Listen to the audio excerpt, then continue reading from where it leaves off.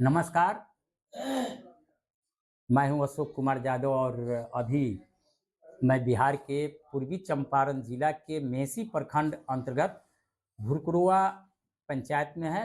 दर्शकों को मैं बता दूं कि आज ये 20 तारीख को जो 20 अप्रैल को प्राथमिक कृषि साख सहयोग समिति जो किसानों का एक बहुत बड़ा कोऑपरेटिव है, इसका चुनाव 20 अप्रैल को होने जा रहा है। और इसी चुनाव में लेकर मैं जब क्षेत्र में दौरा किया और कुछ मतदाताओं से, जो पैक्स के जो वोटर हैं, उनसे उनका मिजाज जानने की कोशिश किए, तो बहुत सारे लोगों से जब बात हमारी हुई तो उन्होंने कहा कि जो वर्तमान जो पैक्स के अध्यक्ष हैं, वो लगातार 15 वर्षों से यहाँ पर काबिज हैं और उनके द्वारा किसानों के हित के लिए कोई सार्थक पहल नहीं की गई। यहाँ तक किसानों ने बताया कि किसी की किसानों को एक बोरा यूरिया तक भी नहीं दिया गया। तो चलिए हम आगे बात करते हैं और इस पैक्स के अध्यक्ष पद के लिए उनके विपक्ष में जो 15 साल से जो लड़ रहे हैं, वर्तमान में है, उनके साथ कड़ा मुकाबला दे रहे हैं। तो उनका नाम है, ये प्रत्याशी हैं अध्यक्ष पद के लिए अरुण कुमार राय, जो मेरे साथ यहाँ बैठे हुए हैं। तो चलिए सीधे मैं बात कर रहा हूँ। चलिए अरुण जी, सबसे पहले तो आपको पैक्स के अध्यक्ष के लिए जो चुनाव लड़ रहे हैं, इसके लिए आपको मैं अपनी ओर से बधाई देता हूँ। हम अपने तरफ से भी आपको बधाई देता हूँ। हमको नहीं, आप अपनी वोटर को, जनता को। मैं अपने जनता माली को बधाई देता हूँ कि उन लोग के आदेश पर मैं चुनाव लड़ रहा हूँ। अब उनका फैसला जो होगा वो सर्वमान्य होगा। अरुण जी, आप ये बताइए कि 15 साल से जी जो यहाँ पर पैक्स के जो अध्यक्ष पर काबिज हैं जी, आप उनसे कैसे मुकाबला कर रहे हैं? जी 15 साल से वो कोई कार्य नहीं किए हैं जी। और जनता माली का आदेश हुआ, वो लोगों में आदेश दिए कि नहीं आप लड़िए चुनाव, हम आपके साथ हैं, इसलिए हमने चुनाव में आया। और चुनाव में आने के बाद में उन लोग का अपार समर्थन मुझे मिल रहा है कि 15 साल में एक भी कार्य जो है पैक्स के माध्यम से जो होना चाहिए, एक भी कार्य अभी तक भुरकुरुआ पंचायत में नहीं हुआ है।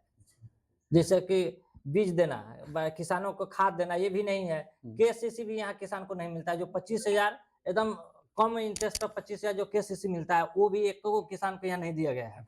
और जो दिया भी गया है, अदर जगह के यहाँ खाता खोल खोल के लोग को दिया गया है। अदर माने कुछ अगल बगल पंचायत को भी दे दिया गया है। अच्छा, ऐसा मुझे कुछ जानकारी मिल रही है कि आपके पंचायत के अदर पंचायत दूसरे प्रखंडों के भी कुछ वोटर हैं यहाँ? जी जी, अदर जिला के, अदर मुजफ्फरपुर जिला के भी उनका जो रिलेशन के लोग हैं, चाहे उनका जो आदमी है, उनका भी हम मेरे पंचायत में वोटर लिस्ट में नाम है।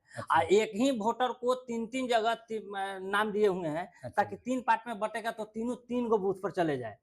इस बगलिंग करने के लिए उन्होंने ऐसा योजना बनाया है। और लगभग ऐसा वोटर 80 से लेकर 90 गो वोटर है जो 3 जगह वोटिंग करने के प्लान में है। चलिए, ये सरकार की और यहाँ के जो व्यवस्था है जी, उन्होंने जो पोल खोले हैं वर्तमान जी, जो पैक्स अध्यक्ष के लिए जी। तो आप अरुण जी, ये प्राथमिक कृषि साख सहयोग समिति जो किसानों का हित के लिए बहुत बड़ा ये कदम होता है जी, तो आप अगर जीतिएगा जी, तो जनता के लिए क्या क्या आपका क्या उद्देश्य क्या होगा? पहला उद्देश्य होगा कि पैक्स गोदाम बनवाना। ठीक है, पैक्स गोदाम भी नहीं है? गोदाम भी नहीं है। पैक्स गोदाम बनवाना। दूसरा का उद्देश्य होगा कि समय से उर्वरक का माने खाद का व्यवस्था कराना। और तीसरा का होगा कि समय से क्रय केंद्र खोलना। जैसे क्रय केंद्र धान जैसे खरीदना था, तो धान अब यहाँ के किसान जो है से व्यापारी से बेचना मजबूरी हो गया, क्योंकि पैक्स में कुछ गोदाम नहीं है, ना खरीद बिक्री का काम यहाँ नहीं होता है जी। तो किसान के जब अति जो जिस रेट में खरीदना था उस रेट में हम खरीदेंगे, क्रय केंद्र खोलेंगे, जो लाभ मिलना था से किसान को लाभ मिलेगा। अच्छा अरुण जी, ये बताइए, बहुत बड़ी सवाल जो अखबार में भी छपी थी 3-4 रोज पहले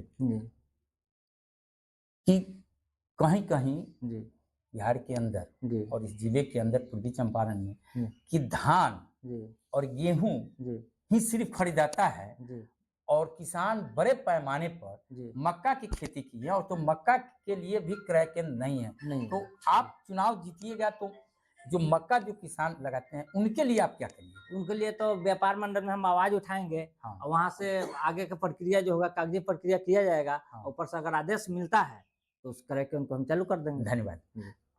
चलिए।